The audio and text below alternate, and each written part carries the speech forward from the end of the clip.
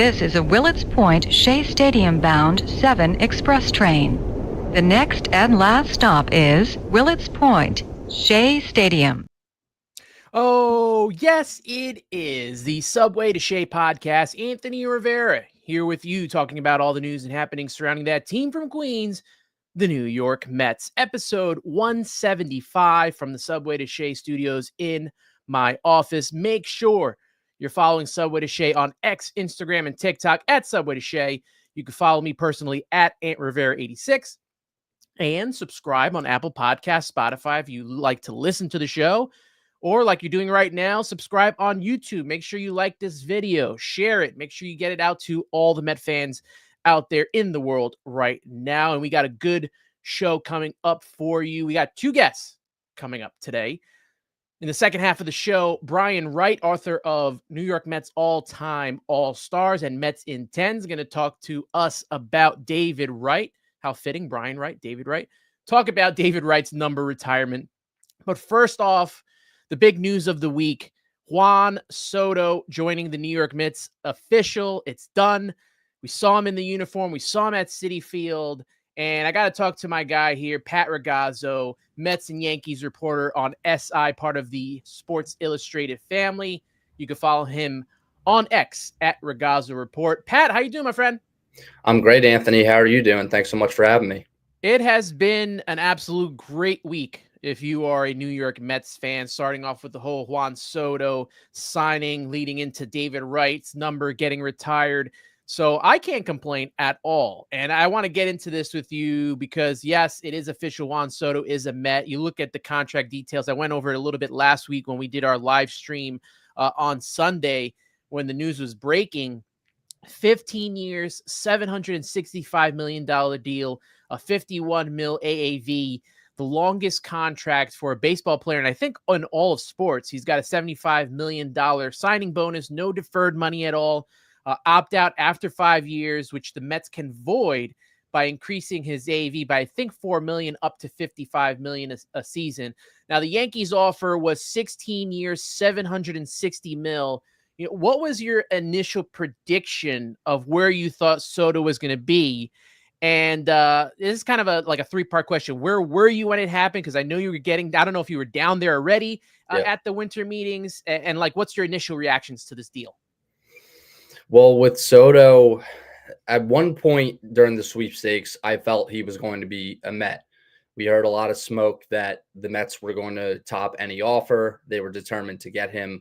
And it really did feel like they had a very strong shot and like they might have been the favorites over the Yankees. But then fast forward to last Sunday, and really the sense out there was that he was going to go back to the Yankees. I think that's what everyone felt. And I believe that's what Steve Cohen thought. And he mentioned it during this past week that he was even surprised himself. He felt like he didn't do enough to get Soto. And then he got a call from Scott Boras when he was out to dinner in Florida with a friend. And that just kind of changed everything when he realized that they really had a shot to land Soto. So really up until the end, as things kind of changed, and it was a very fluid situation, but on Sunday, I did feel like he was going to go back to the Yankees. And then I was actually in my hotel room in Dallas I had arrived for winter meetings on Saturday, and I was in my hotel room on Sunday night down there in Dallas. And when I got the news that Soto was signing the largest contract in sports history with the Mets and proved that the tide seems to have turned in the New York baseball world and in the baseball world as a whole. Shout out to everyone in the chat. We're getting close to 100 people in the room. I'm going to get to as many comments and questions as I can during the show. But shout out to all of you. If I can't say your name, every single one of your names, but I appreciate everyone for tuning in here. Pat, let's get into in-depth this press conference that took place. A lot of the news coming out, what we heard took place during the meetings to get this deal all set up. You know, the first meeting with Steve Cohen, he was really the only one to have Juan Soto and his team come to his house in California. Yep. Whereas it's like everyone else, it was, just a meeting place, maybe at a hotel or, whatever there was set up, wherever the Soto camp was set up. But all these little things that that Cohen did. Now, I know it's a lot of it. It's about the money. That's all that's been talked about. Oh, he only signed with the Mets because of the money. But there are a little intricacy. All of this could be true, right? It could be about the money, but it also could be about all the little stuff as well. And a lot of things that were thrown around during the press conference was words like dynasty, family. And, I think some of the quotes that came from Juan Soto himself, he wants to try to grow a dynasty, which is one of the most important things. He asked Steve Cohen how many championships he wants to win in the next 10 years, which Cohen went to say 2 to 4. So it's kind of like that comment he drew back on the 3 to 5 years of winning a championship. Now he's doubling down with the 2 to 4 championships. He goes, I want to have the best chances to win every year and try to win as many World Series as we can. And Soto wanted a team that was going to, put together, as you put it in your article, a sustainable winning team. Yep. Yeah, that's right. And Soto felt that the Mets give him the best chance to win in the short term and both in the long term as well. And Steve Cohen, that's something he stressed since he purchased the Mets almost over 4 years ago now. And he's been talking about becoming a sustainable winner, becoming like a franchise modeling after the Dodgers. And they were able to pitch that to Soto and get him on board with their vision. And it also helps that they have David Stearns, one of the best and brightest young minds and executives in the game of baseball right now. And you look at that and Soto, knowing that Stearns is going to be here for the long haul, plus the Mets have that financial backing year in and year out and are going to go all in every year and have the financial means to do so. I believe those were attractive pieces for Soto to ultimately make his decision, on top of all the family stuff and the incentives that went into it. And of course the money, because if Soto opts out after 5 years and the Mets add on an extra $4 million a year, giving him $55 million AAV, the contract's going to turn out to be around over $800 million or so, which is, blows past any other offer he got from another team. So there was a number of factors that went into it, but the Mets also had to get him on board and sell him on their vision, which they were able to do so. He mentioned about, the vibes and everything, the feel and the future of this team and what made his decision. Like you just mentioned, the Mets seem to have, the hierarchy in place all the way from the top of the Cohens and what they do to, the president of baseball operations and David Stearns, the manager and Carlos Mendoza. And now they're starting to put together this roster. You cover both New York teams. Do you agree with the statement from Juan Soto that the Mets are in a better shape for the future than maybe what the Yankees are right now? Well, I think that both teams still have work left to do in improving their rosters. The Mets are in better shape because they have Steve Cohen and they have David Stearns. Now, Brian Cashman's a Hall of Fame general manager with the Yankees, but there's a lot of talk out there that he might wind up transitioning to another role in a couple of years. He's been in the Yankees GM position for a very long time, for multiple decades, and Soto's just signed a 15-year contract. So when looking at both sides, who's going to be there longer term, it's going to be David Stearns with the Mets in the president of baseball operations role.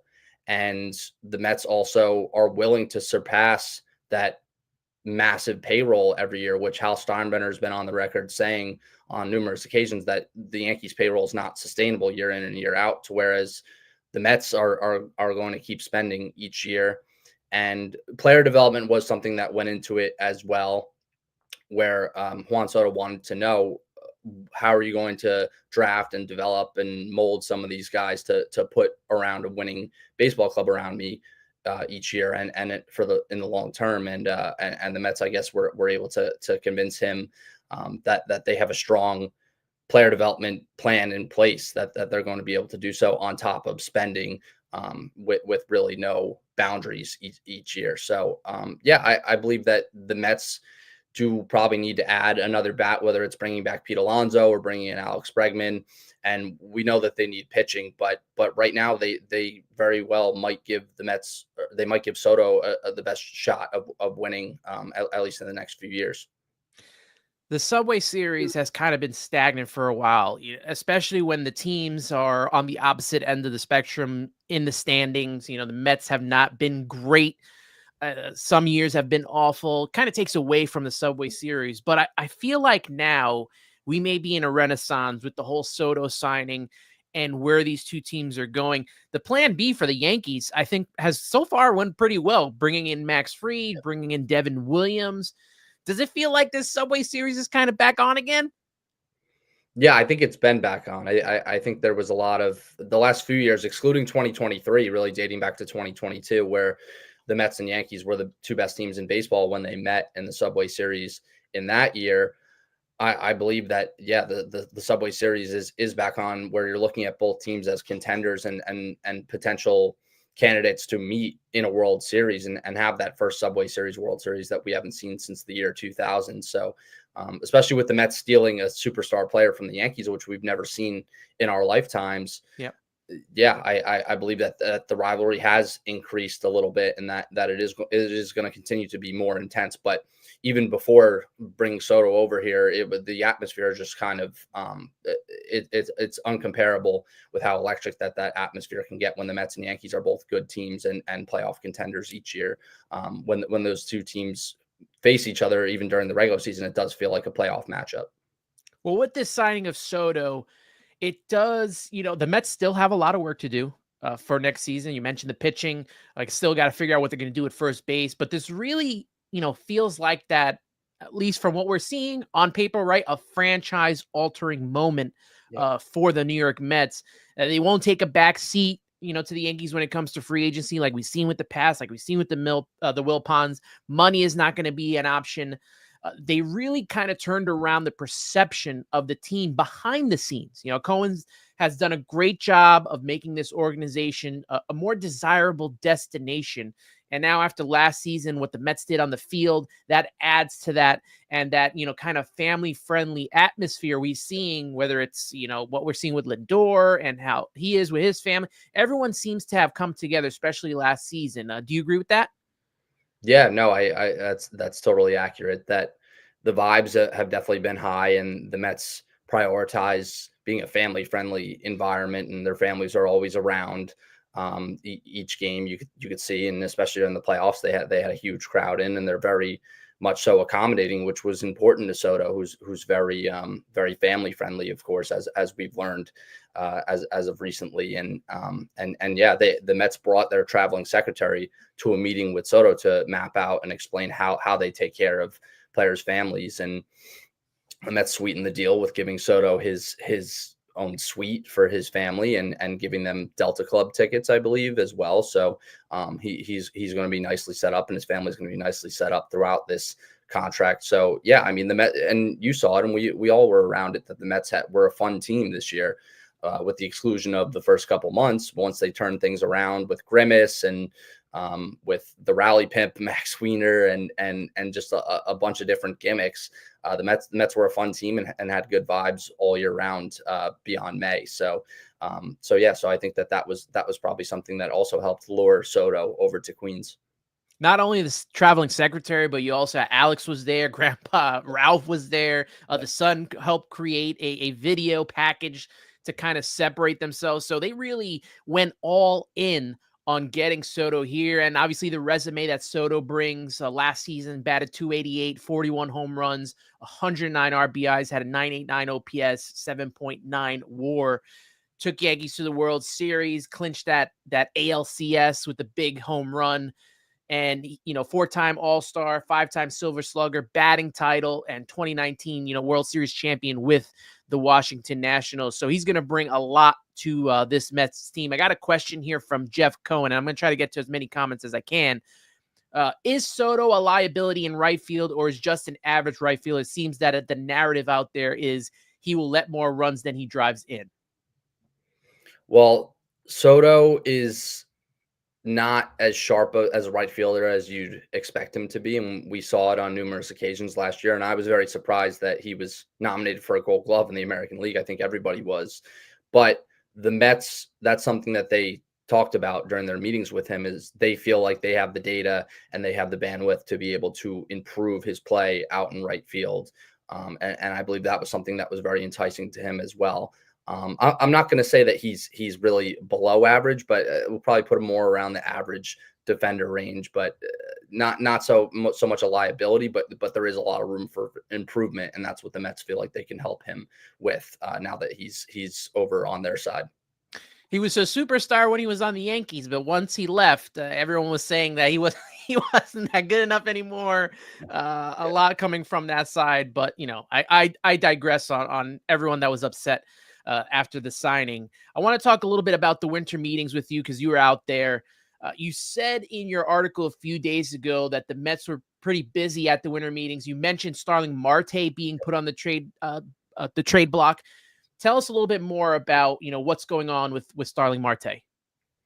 Yeah, so the Mets are open to trading him and willing to pay down a portion of his salary in order to maximize their return. And they've been talking with a couple teams about maybe acquiring pitching help, specifically relief pitching help, in exchange for Marte. And it's not set in stone that they're going to deal him. I mean, he's pretty good friends with Juan Soto, as we've heard, and he right now Marte looks like he's going to be the primary DH, and he had a pretty solid year offensively in the bounce back category last year at the plate, and I believe that in a contract year, especially that he's going to produce in that lineup if they were to make him their everyday DH, and it'll kind of keep him fresher. But right now they have been having some calls with other teams about potentially dealing him and bringing back relief pitching, which we know bullpen's an area need right now. They really haven't added anyone on a major league deal this offseason of note as of yet, which they still need to do, of course.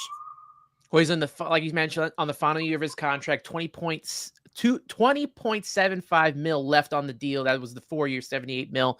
Probably will DH, I would assume, if he is not going to be there. Obviously, he's not going to play the outfield with Nimmo on one side, Soto on the other. You got Siri, Tyrone Taylor at the moment at center field. Someone had mentioned Drew Gilbert. I can't remember where it was in the chat, but someone had mentioned, oh, here it is, from Sports Nut Nick. Drew Gilbert in center field, you think by the year's end? It's hard to say because Drew Gilbert missed so much time this past season. He suffered a hamstring injury early on in the year and then dealt with some setbacks, and he really didn't get enough experience at the AAA level last year. So I think the Mets are going to be patient with him, and just the fact that they brought in Jose Siri, they have Tyrone Taylor. I just don't see a path for Gilbert this upcoming year. But injuries could obviously change that, and if Gilbert's having an impressive enough season for AAA Syracuse, then he could maybe force his way into the equation. But right now, that's not something that I would necessarily predict. Green Machine 82 says the Mets need to bring Pete Alonso back. He's homegrown and a big part of the culture they're building, who deserves to be here as they try to become a perennial contender. Give Soto the protection. So that leads me into the next part here. Where are the Mets, not only on Pete Alonso, but Sean Manaea as well? Do you see either of them returning? Like, what is your percentage on them coming back? With Pete and with Manaea, we'll start off with Pete. The Mets have remained engaged with him. He's out there testing the market to seeing his value, and the Mets are trying to feel it out as well.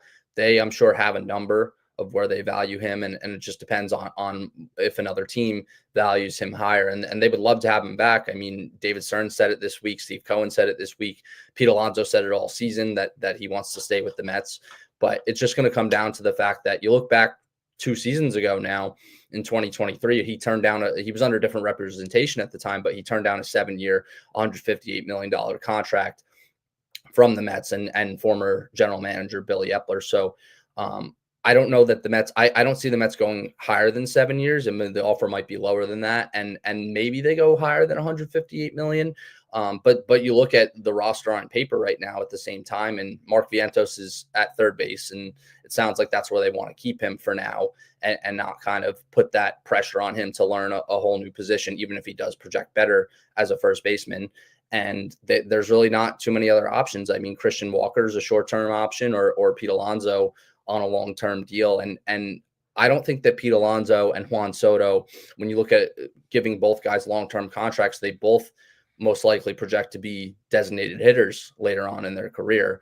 But in the short term, I could see potentially Steve Cohen making the emotional move as we've seen at times and giving Pete a pretty big contract with maybe less years than 7, and trying to go for it now and win a World Series in the short term, which they can't put the brakes on now, and they're not going to. And once you commit all that money to Soto, you got to keep going and make sure that you're equipped enough to be legitimate World Series contenders and put yourself in the conversation next year and beyond. So yeah, I think with Pete, it's probably maybe a 40-60, that 40% he comes back, 60% he doesn't right now, and that can change. And I have heard certain things that I've heard people say that, oh, he's probably not coming back, and other people saying, yeah, oh, well, maybe we could see them kind of just making the move to, they need, he's a franchise cornerstone, means a lot to the organization and to the fan base, that maybe they would bring him back and pair him with Soto, because it would make a scary lineup, an even scarier lineup with Alonso's bat in there with Soto and Lindor and Mark Vientos, of course. And as for Manaea is someone they've continued to talk to as well. I think that the most they would go with Manaea is 4 years. And I think if another team offers him 5 or 6 years, then he's going to be playing for another team other than the Mets. But Manaea is probably the only case that I see right now of the Mets signing a starting pitcher to a more than a short-term deal. I think Manaea would be the only exception, given he had success with them already last year and they're familiar with each other. I think that's the only case where they give out more than a 2 or 3 year deal to a starting pitcher, excluding the trade market, of course. I want to go back to Pete real quick, then I'll ask you a question about Manaea again. When it comes to Pete, Cohen, throughout his tenure as owner here, has been very strategic with these contracts and how to get rid of them. I was thinking, what if the Mets gave him somewhat of a 5-year deal, maybe more average annual value, more money to the contract, because in 5 years, Juan Soto could potentially, opt out of his contract. And that again resets the Mets and their payroll. Is that something that's more realistic that maybe he would consider taking in Pete Alonso instead of going deep into the 6 and 7 year deals? I think it makes the most sense for the Mets right now to give him a shorter term deal, like a 5-year deal, even maybe 6 years, but 5 years probably makes the most sense. And it's really going to come down to Alonso exploring the market, and if the offers aren't there and the Mets are over here with a 5-year deal with a higher AAV, then maybe he decides that it's the best decision for him to come back, and it's probably most likely the best situation for him to win as well, which probably will be accounted for. You have other names out there. Carlos Santana could be a stopgap, and I mentioned his name because all I've been hearing so far when it comes to Pete Alonso is the potential of Vladimir Guerrero Jr. as a trade candidate to the Mets. Is this just smoke screens? Anything surrounding this that we should look into at all? Well, Vladimir Guerrero, even though he turned down the extension, he's going into a contract year. He's going to cost a lot in terms of prospects to bring back in a trade. So right now, I haven't really heard too much on that front. And the Mets could always wait a season to sign him. If they don't bring back Pete, they could go after Guerrero if they get a stopgap this year. If they get Christian Walker, then that won't be the case, because he's going to get a multi-year deal, but he's 33, 34 years old. So it's probably not going to be more than 2 or 3 years. But if they get Alonso, then they're going to be out on it. And you mentioned Carlos Santana. If they were to go that strategy, then that makes sense, that they would go for Vladimir Guerrero Jr. in free agency next year, if they were to get a guy like a Carlos Santana to kind of fill the void there at first for 1 year. If not Sean Manaea, then who else? Like, obviously Walker Buehler's out there. Nick Pivetta, we've heard the Mets attached to actually both of these pitchers. Starting to hear something on the trade front. Obviously, they were in on Garrett Crochet, who eventually goes to the Red Sox. What about guys like, obviously, Buehler, Pivetta, Luis Castillo? Is that a possibility? I think we've heard that the other day, that there's a possible maybe trade candidate that the Mets could look into. What are your thoughts on these guys? Well, I've heard that they've talked to Griffin Canning as well, but that's just more of a back end depth option, I would say, in the rotation. That Walker Buehler and Luis Castillo and Pivetta probably are the three best names out there right now. And Castillo's going to cost a lot in the trade. He's got a number of years left of control, and he's one of the better starters in the American League and in baseball as a whole. But yeah, I mean, we saw it last year that the Mets are pretty confident that they could bring certain pitchers in and get the most out of them, and that they went into last year without having a true ace and wound up making it all the way to Game 6 of the NLCS. So it's not a guarantee that they're going to add another frontline pitcher, even though on paper it looks like they need one. But yeah, guys like Walker Buehler and Pivetta, at least on the free agent market, seem to make the most sense on short-term deals. And then if they could pull off a trade for Luis Castillo, that would obviously be the cream of the crop. Last guy for me to talk about, that's Alex Bregman. We've been hearing a little bit of the Mets being interested in Alex Bregman. Brad thinks it's smoke screens. What are your thoughts on Alex Bregman and the possibility of bringing him to the Mets? It doesn't seem like a plan A for the Mets. They certainly have interest in him, but I think that he's more of a likelihood for the Yankees. I just don't think that he really fits the Mets right now, and he's seeking a contract probably around what Pete Alonso's looking for in the $200 million range. Bregman might get a little higher. That's probably what he's looking for right now. But I think more so Bregman could be looked at as like a plan B option if they don't get Alonso back. If there's really no other options at first base, then maybe you pivot to, if Bregman's still out there, to giving him a contract and bring him in and playing third base, and then ultimately moving Vientos to first base. But it doesn't seem like that's the route that the Mets want to go right now.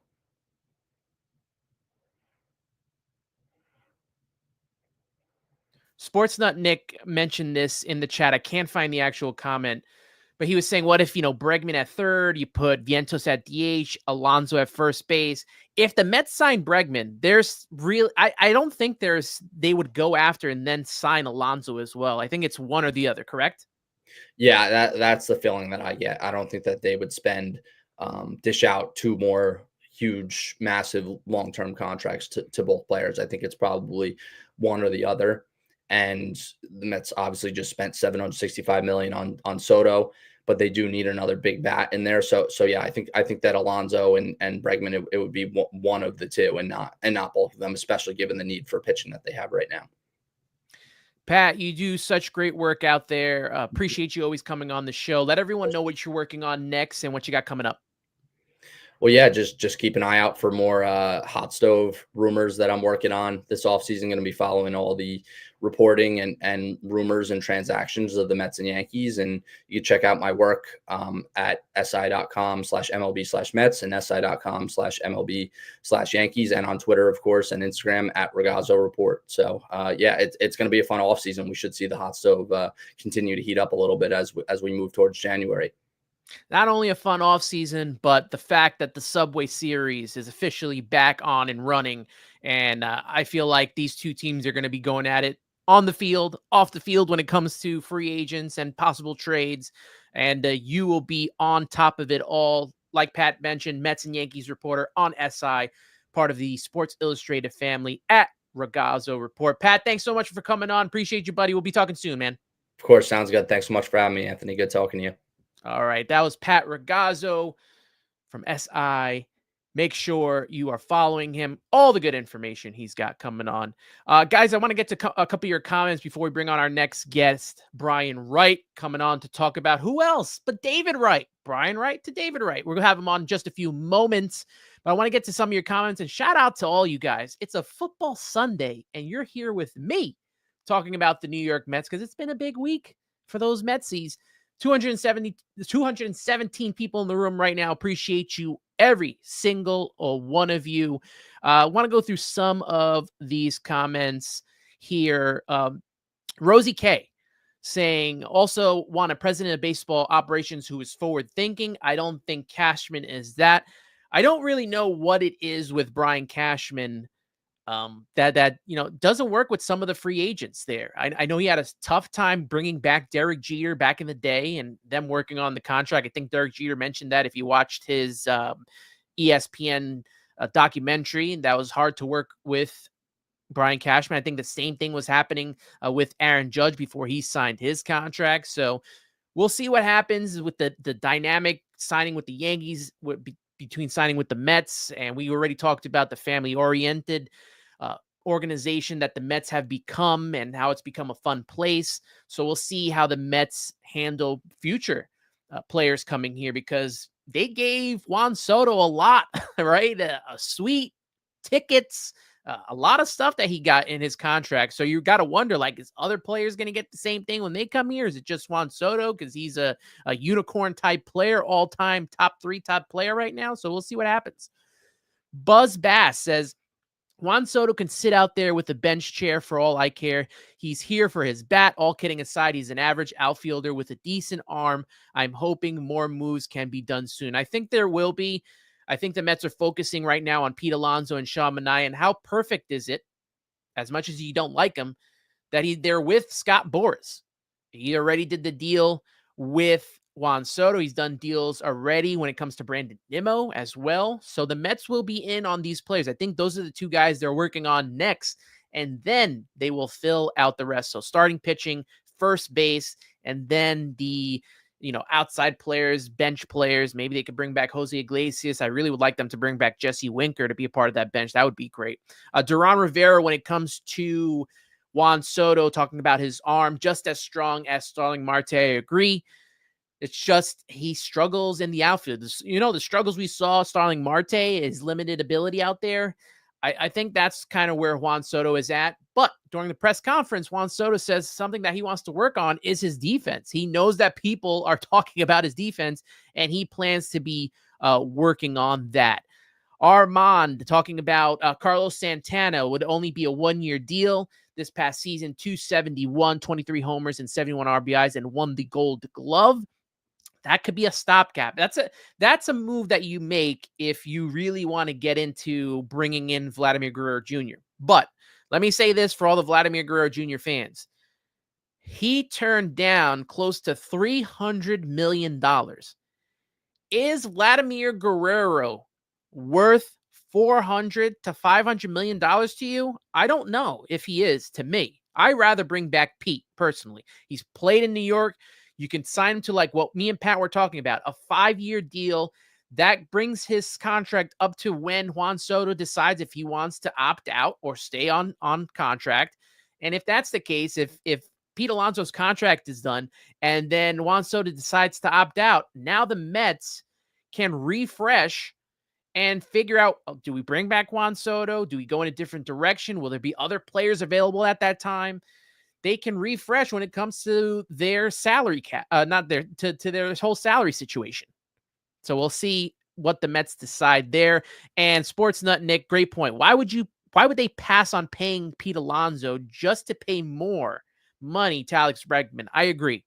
I'm not a big fan of bringing Alex Bregman here and then moving Mark Vientos to first. Like me and Pat mentioned, they're not going to sign both. Alonso and Bregman will not both be on this team. It would be one or the other.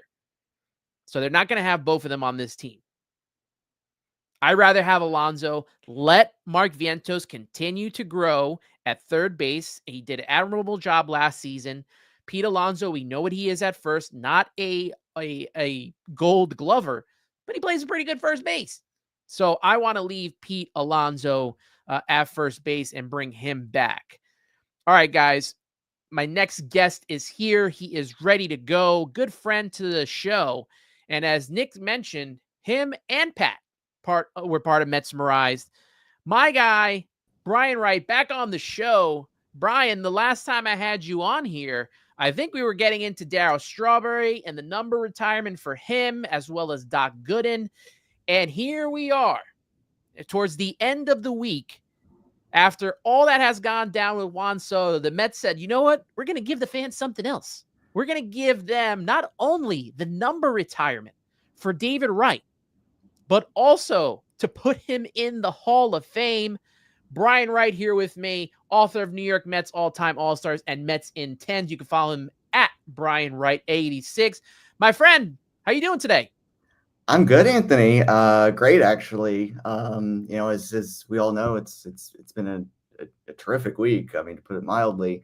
And this David Wright news is just like the cherry on top. I mean, putting him in the Mets Hall of Fame that was just a matter of time. And I think we all thought that retiring his number was a matter of time as well. At the same time, it was unexpected to happen this week of all weeks. But yet it's still quite sweet to have it happen.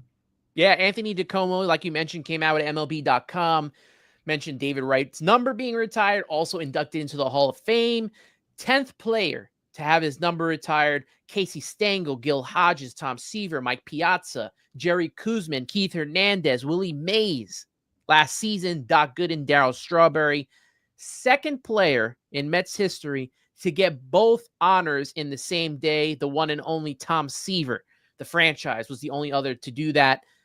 And July 19th, this will all go down. Pre-game ceremony before the Mets play the Cincinnati Reds at 4:10. What did you think about this news when it came out? Is this how you would have drawn it? I mean, first off, let's ask that question. What did you think, when you heard this news come out? I mean, I'm not surprised. I mean, I'm not surprised that it happened, at all. I mean, I thought, I was thinking like they've been retiring numbers obviously at a pretty good clip, making up, I think, for lost time with last year with Doc and Darryl. Before that, with Keith Hernandez, with Jerry Kuzman a few years back. So, and then Willie Mays as well. But it was kind of like they've been doing it, and you kind of expect that.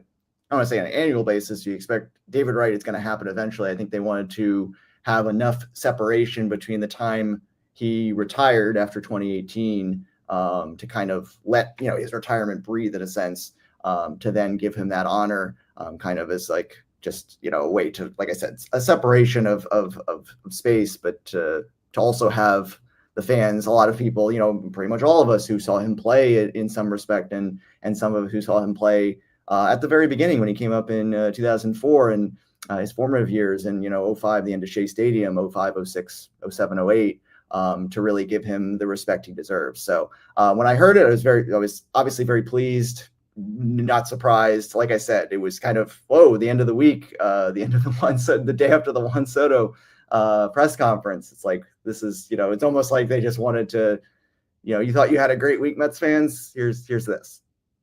When I look at how the Mets have handled since Cohen has really come aboard and handled all of the retirements and the Hall of Fame, I thought we were maybe about a year or two away from this.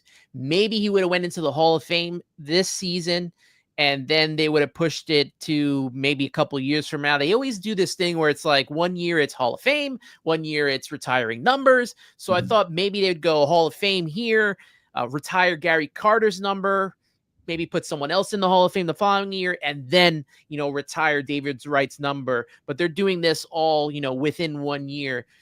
Is this how you kind of would have drawn it up, and who is next in line in your eyes for these honors, or are we done for now? No, so as far as drawing it up, I think doing the Hall of Fame and the retired number, I think that's a good way to do it, because I think if you put him in the Hall of Fame, then it's like, well, why wasn't his number retired? I think you kind of leave that, ambiguity there. People like going, well, why wasn't his number just retired? Why don't we just do both at once? So I think it made a lot of sense just to do both. I agree with you. Like, I would not have been, that upset if they had just done a Mets Hall of Fame and waited a year or two for David Wright. And to answer your second question, I think Gary Carter is next. I think when we're talking about things making sense with regards to Mets history, I think, we have Doc, we have Darryl, we have Keith. Gary Carter completes the set. I think I've said that before to you or someone else. It just makes too much sense to, like, we have all the three most important players, on-field participants on the 86 Mets who have their numbers retired. It just serves Gary Carter right to have that happen, from taking the emotion away from it, knowing that he's no longer with us. And it's just the kind of the player and person he was, taking that emotional aspect out of it. You look at his stats, he had really only 2 great years with the Mets. So if you want to take it from that perspective, you're like, oh, well, what was, 2 great years and you're going to retire his number. But I think Steve Cohen, as we have seen with, like, especially the Willie Mays number retirement and kind of honoring New York baseball, honoring Joan Payson, I think he is very understanding of the team's history and players that may on the surface, like, okay, statistically, how do they measure up? But it's more about the impact and the impact on the team's history. And I think in that respect, I would expect to see Gary Carter's number retired. I'm not saying that's next year, but I would think in the foreseeable future. I want to go over David Wright's career with you right here. 14 years in the majors. Obviously, the spinal stenosis cut it short, but 296 batting average, 242 homers, 970 RBIs, and 867 OPS, 49.2 WAR. He was on a trajectory to not only being in the Mets Hall of Fame and having his Mets number retired, but actually being in the Hall of Fame was a possibility. 7-time All-Star, 2-time Gold Glover, 2-time Silver Slugger, 2015 National League champion. To me, his best season, 2007, 2008 were his two best seasons statistically. But I think that 2007 season, I think he kind of got screwed out of being the MVP, losing it to Jimmy Rollins because the Mets kind of fell apart there. But 325 batting average, 30 homers, 34 stolen bases. So he's a 30-30 guy, 107 RBIs, and a 963 OPS. All-time leader in hits with 1,777, doubles 390, walks 762, RBIs 970, and runs scored 949. What was most impressive to you about David Wright's career?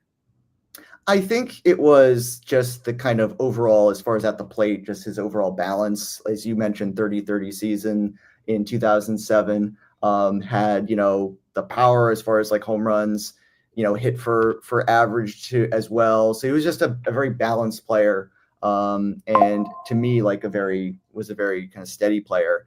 You mentioned 2007. I agree with you. That was his best season. And it's unfortunate that, as he kind of, as he stayed pretty steady, the rest of the team fell apart. I mean, and if you look at his splits, I'm looking at his Baseball Reference in 2007, he batted 352, had an OPS of 1.034 in the last month of the season.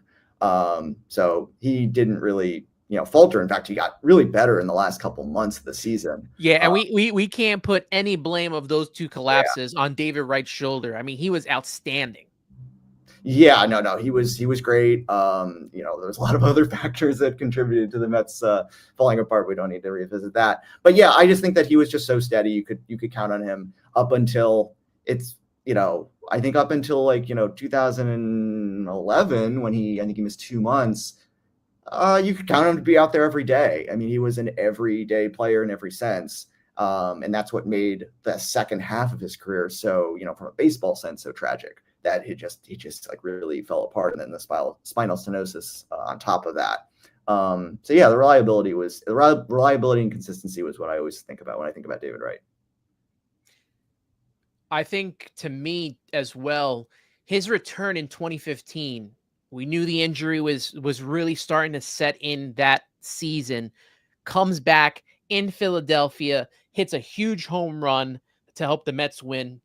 Then at the end of the season, the last game for the Mets to clinch in Cincinnati kind of really hits that exclamation point home run to send the Mets to the postseason. Obviously, the World Series home run, that's a big home run in his career. But, it would have been nice to get to see David finish his career out the way it should have been done, to at least give him the opportunity to be like, yeah, you know what? This is a guy that's going to go into the Hall of Fame. Yeah, I mean, when we talk about the very end, I mean, 2018 was great to see him out there, but it was certainly bittersweet. 2015 was, we had it was like the hamstring injury early in the year, and then that's when the spinal stenosis came out. And then, in July, the Mets got on, the late July, the Mets started to get on a roll. And it was wonderful to see him come back, a little diminished, but he did have those, as you mentioned, those great moments, that home run in Philadelphia in his first at bat. I remember I was at this game in DC, Labor Day, that series kind of against the Nationals, where it was, you never, were the Nationals going to catch up to the Mets? Were they not?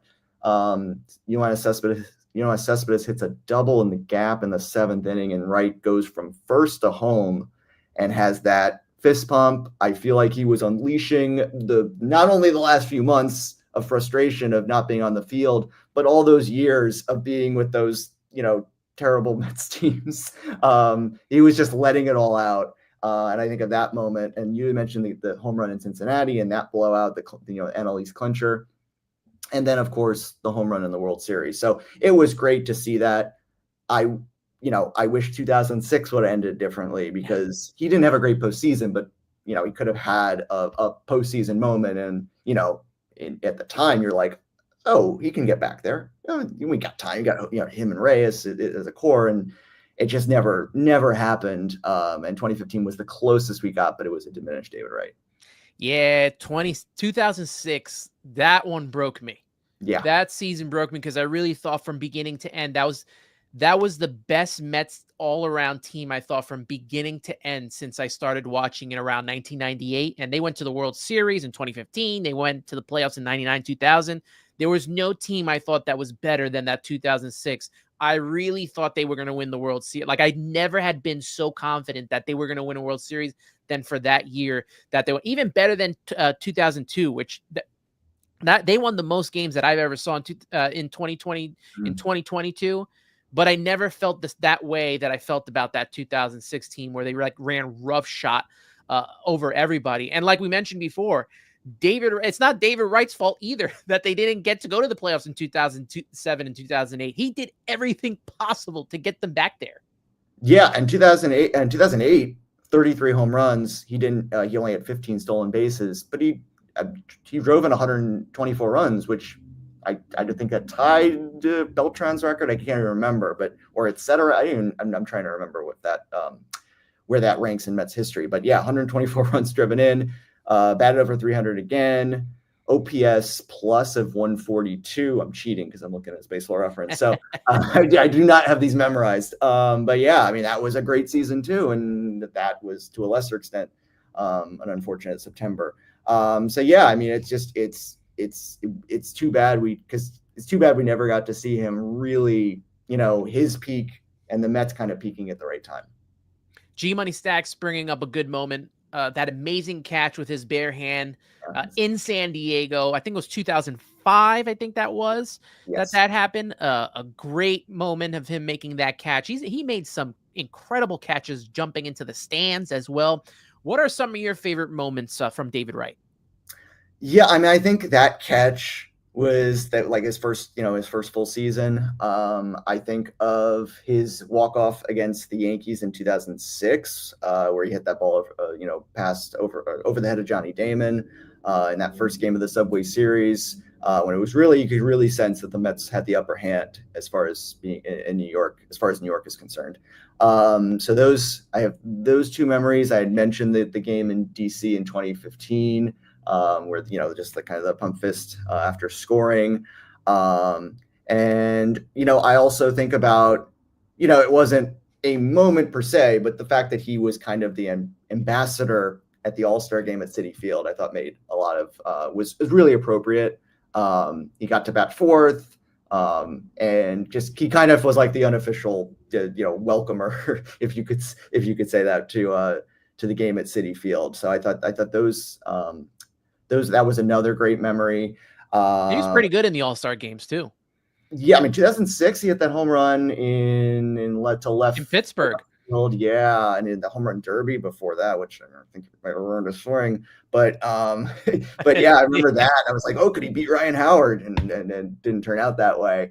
So yeah, and then we talked about a lot of the other ones. The World Series home run was obviously great because you're just like the first World Series game at Citi Field. Just it's great that he was able to deliver that home run. I remember him hitting the first Mets home run at Citi Field in 2009. Yeah. And you watch that home run and you just get a sense of how just insane the dimensions were, because he crushed the ball and it barely goes over that Great Wall of Flushing. I'm like, what's going on with these fences? It's like he destroyed that baseball. But it was still great because he appropriately delivered the first Mets home run. But it's still I think if anyone shares that on YouTube or on social media, one of the reactions is how did that ball like get in the first row? What's going on? Yeah, the Wilpons smartly making the dimensions more towards Jose Reyes, but then signing David Wright instead, which I always thought was the better move to bring back Wright, who knew that he was going to get spinal stenosis. He was very healthy. He played a lot of games at that time. Jose Reyes was starting to kind of break down a little bit, you saw, and by the time he went to Miami and then, what was it, Colorado and Toronto, he was not the same player that he was. For me, some of my favorite moments are kind of a little bit more personal, on the field, off the field. One of them on the field, you mentioned that 2006 game against the Yankees where he hit that big fly ball off of Mariano. Everyone talks about that game so much, but for me, it was the Sunday night game. I was in the stadium, packed house. You know how it gets when the Subway Series, both Met fans and Yankee fans going at it with each other, security everywhere. But the Mets were down, I want to say 2-0. Mhm. And Carlos Delgado gives the Mets the lead, makes it 3-2 with a 3-run home run. Next comes up David Wright, and he hits an absolute moonshot. I think it left Shea Stadium. I really do. I think it was hit out of the stadium. He hit that. That may have been the farthest home run he has hit. And the Mets ended up winning that game. And, 2006 continued to roll on to the Mets going into the postseason. But a personal one for me off the field was 2005, his first full season there. And after a Mets loss, me and my dad go to the back by the parking lot, seeing if we could get any autographs or any of the players can come out. And a lot of them weren't coming out. David Wright comes out, and he takes a picture and signs for every single person that was standing there, telling you the kind of person that he was. I even still have the picture. I got to pull it up. That's me meeting David Wright in 2005, the beginning of David Wright's long, nice run as a New York Mets. So David Wright will always be remembered as one of the best Mets. And like we mentioned earlier, if there's anyone that's going to have his number retired, as well as being put into the Hall of Fame on the same day, it's going to be David Wright. You have Tom Seaver as the best Mets pitcher of all time. You have David Wright really as the best Mets hitter of all time. And to have those two have those honors, I think is fantastic. Yeah, I think it's very, very appropriate. I mean, your story is I think a lot of people have similar stories of, just meeting him and how nice he was. And I think in another respect, he grew up, in Norfolk, that area near where the AAA franchise was, and grew up a Mets fan, and it's was obviously has been kind of a Met for beyond when he started, when he was drafted in 2001, way before that. So it's we use this word appropriate, but it just feels appropriate that kind of he gets that honor of Hall of Fame and retired number all on the same day, because it's certainly deserved. And another thing, I think of moments, and I think of off the field moments, and the offseason of 2012 to 2013. 2012, he got his contract extension. And that, I forgot exactly how old he was, but I think he was in his 30s.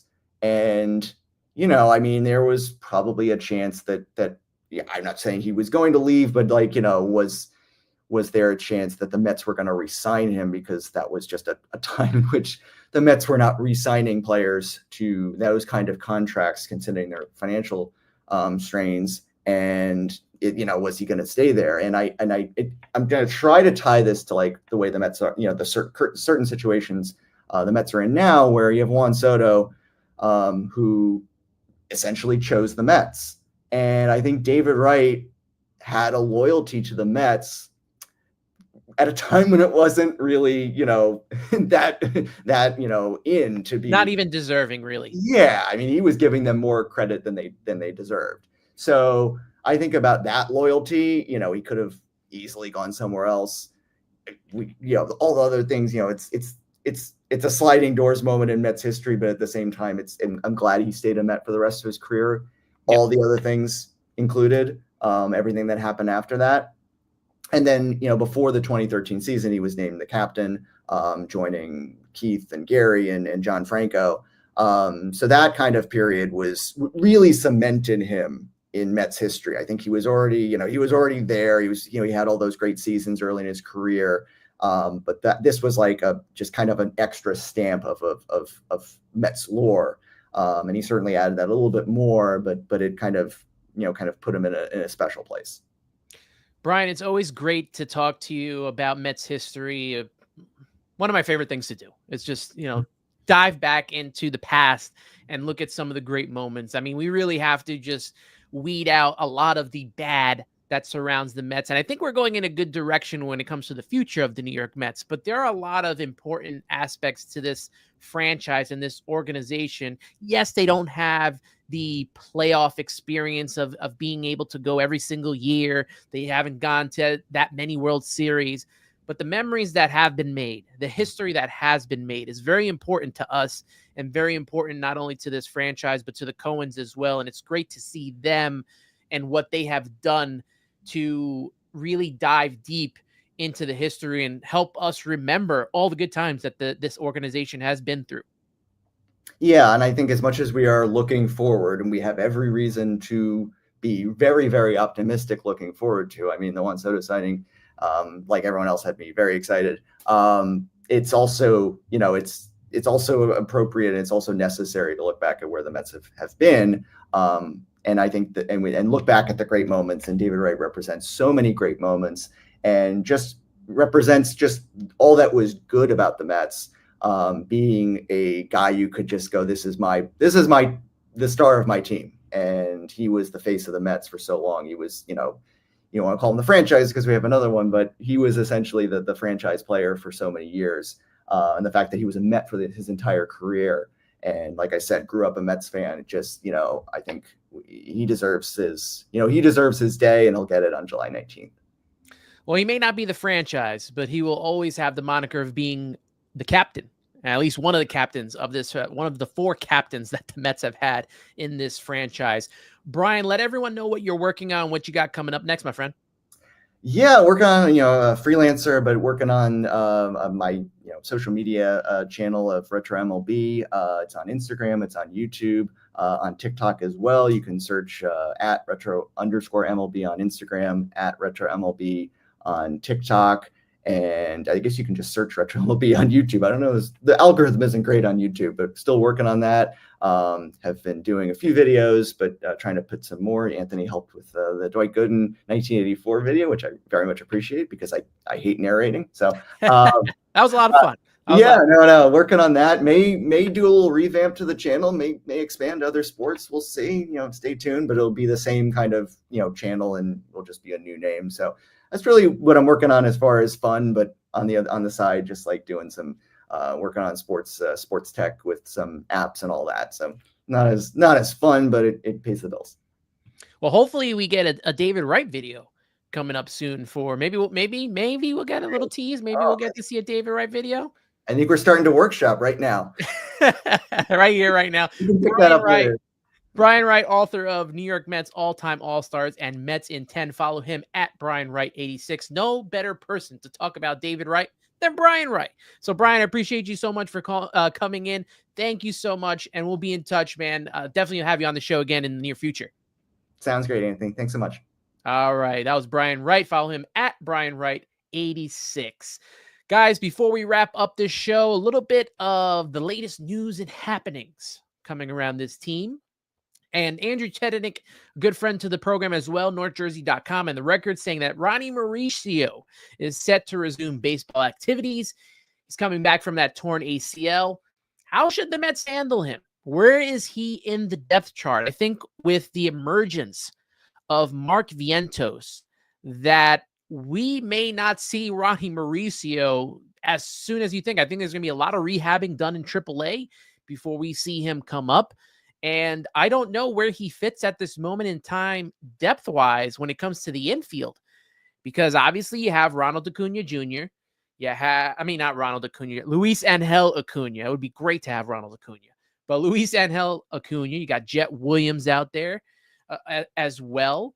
And with, like I said, with the emergence of Mark Vientos, Brett Beatty's still around. Like, are these guys going to be traded? Where are they at? So we'll see what happens with Ronnie Mauricio, but it's great to know that he's back on the field. I know that his return has kind of been slowed down with that injury. The Mets also signed right-handed pitcher Yuhi Sako, Michael Mayer of Mets Rise mentioned that earlier this week. The 25-year-old had a 3.23 ERA, 92 strikeouts, 28 walks in 103 innings pitched. 17 starts between two independent league teams this year, which I think one of them was the New Jersey Jackals.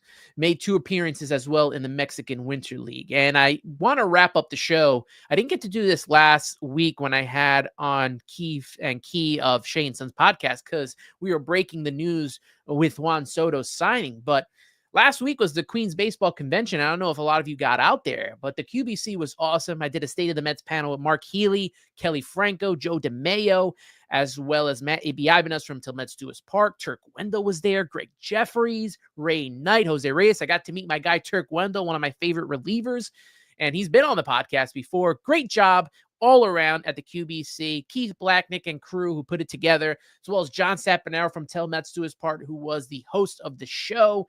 Make sure you get out to the Queens Baseball Convention at least once in your lifetime. They do it every year. This time it was last week in December. And the Mets, I know that they are going to be doing their own convention in some time in January. But this is a nice little intimate setting. It was at the 4 Point Sheraton in Queens. You can meet the players, get autographs. There's vendors out there with great merchandise. I bought a OMG ornament, which I didn't post yet, but I bought an OMG ornament and pin from our guy, J-Mac Customs, who was on the show. So make sure, and I think he's selling them online, so make sure you get one of those for your Christmas tree or stocking stuffer or whatever. But QBC, awesome moment to be a part of. Shout out 375 of you in here with me right now in this room. I don't even know what to say. I mean, like I said, it's a football Sunday, but as G Money Stack says, I'm not missing out on the New York Giants. I got you to watch the best New York Mets podcast since I started listening to you over watching the negative Nancy's of Baseball Night in New York on SNY. I appreciate the kind words, G Money. I really do. What else do we got here? What is this foo football you speak of? That's from Christian Breed. Odd Villain saying, can I get a LFGM? LFGM. Throw it up in the chat, LFGM. Let's go. Johnny Boy saying, let's go. That's my guy. I love Johnny Boy. Love everybody that's been a part of this show today. And let's see what else we can get in before we wrap up this show. Carlos Ortiz saying, need to have Pete and Minaya return. I 100% agree. I want Pete Alonso back. I want Sean Minaya back. I think that's the best possible moves you can do. Forget about Bregman. I know a lot of people are in a Vladimir Guerrero Jr. I think it was, who was it that said it? Castellero 42 saying Vladdy Jr. value is $400 million. If the 25 season would be excellent. His thought is that Alonso will be a player who will be aging badly and his performance will go down rapidly. Alonso's defense is questioned. It's questioned. I think it is admirable and I think it is sustainable for now. I don't know where we get down the line. That's why I'm saying a 5-year deal. I don't want to go anywhere higher than, I don't want to go anywhere higher than 5 years for Pete Alonso. And we know so far he's played every day. A lot of people think he's going to break down, but he has played every day. Maybe that leads to him breaking down. But for right now, I mean, Pete Alonso has played every single day. As a man, he played all, 175 games this season, including the postseason. It's got to be, something to consider.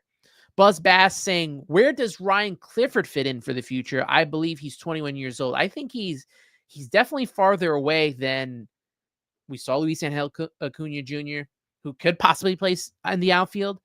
We saw as well the possibility of Drew Gilbert coming this year. Jet Williams is supposed to be. I think those guys are a little bit closer than Ryan Clifford is. And I know he plays first base and I think outfield. So maybe they can find a stopgap to get to Ryan Clifford. But we don't. Prospects are such a dime a dozen, right?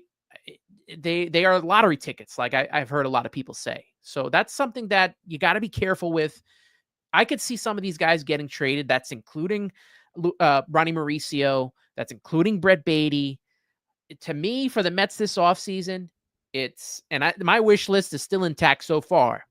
Took care of Juan Soto. I want them to bring back Pete.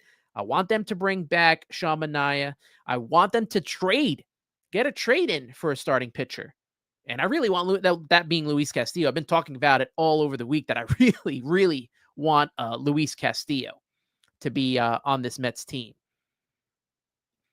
Odd Villain saying, speaking of Luis Castillo, saying, what do you think about Beatty for Luis Castillo straight up? That algorithm says it's a fair trade. Oh man, I don't know if that is. What algorithm is that? That's saying that that's a fair trade. I mean, you look at it right now, and I don't know. I don't see it. If Seattle sees it and Seattle wants to do that straight up, by all means, Beatty for Castillo, I will pack the bags. I will fly him out there. I really want Luis Castillo on this team.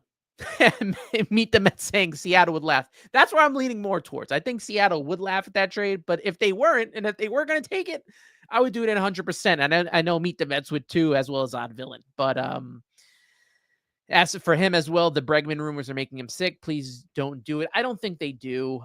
I think this is a little foreplay into trying to get Pete Alonso to come back and seeing what's happening with Pete. I'm not in on having Bregman. This is the same thing to me as Adames, right? Bringing in a third baseman and then moving Mark Vientos, who's still learning third base and played very well, to now move him to first base and have him be the first baseman. I just don't like the thought or the idea of doing something like that. My guy Nicholas Durst on the show as well, and he is going to be on the podcast. He has his own podcast out right now, and he's going to be on. He's been on before. We're going to be talking Mets sometime towards the end of December, and it's going to be great having him on, as well as the You Know I'm Right podcast. Make sure you're checking that out. Good friend of the show, Nick Durst, did a Mets podcast for a while. We'll have him on, talk about Mets, talk about Pete Alonso, because I know Pete Alonso is his guy, and he's been asking for Pete Alonso to come back. But yeah, guys, appreciate you again. 379 to wrap up this show in the room. Make sure you like the video. Make sure you're subscribing to Subway to Shea on YouTube, as well as subscribing on Apple Podcasts and Spotify. If you can't watch this entire video as long as the stream as we're doing, and you'd rather listen, whether you're going to work, you're on the road, you're just cleaning up, and you like to listen to audio, do that. Subscribe on Apple Podcasts and Spotify, as well as YouTube. A lot of content going everywhere. So make sure you're in tune with me doing all of this content. Also, make sure you're following me on X, Instagram, and TikTok at Subway to Shea, as well as me personally at Ant Rivera 86. Thank you guys for tuning into the Subway to Shea podcast. I know Odd Villain said it before. LFGM for the New York Mets. Let's see what they do next and see who they bring back. I'm very excited for where this off season goes. And I hope the Mets continue to build this team, to continue to build what Pat Ragazzo was talking about in that sustainable winning franchise. They're talking about Dynasty Soto as well as Steve Cohen. I'm going to pump the brakes on the Dynasty talk. I'm going to pump the brakes on the 2-4 World Series talks. I want to see one. Can I see one? Can I see one world championship from these New York Mets first before we go into 2, 3, 4? Let's get one. And then we can start moving in and talking about Dynasty. Get the one first, and then we'll start talking about that. Shout out Pat Ragazzo of SI.com. Shout out as well to my guy Brian Wright, both guests from this program today. Appreciate them for jumping aboard and being a part of the show. Did something a little bit different here, having one guest on one half of the show, another guest on another half. Gonna explore that a little more, explore a lot of more new things as the season comes and as the new year hits us. But stay in tuned with Subway to Shea. Stay in tuned with your guy, Anthony Rivera. From me to you, let's go Mets. We got Soto, baby. And next, David Wright getting his number retired. Thank you, everyone. Have a great rest of your day and week. And as always, let's go Mets.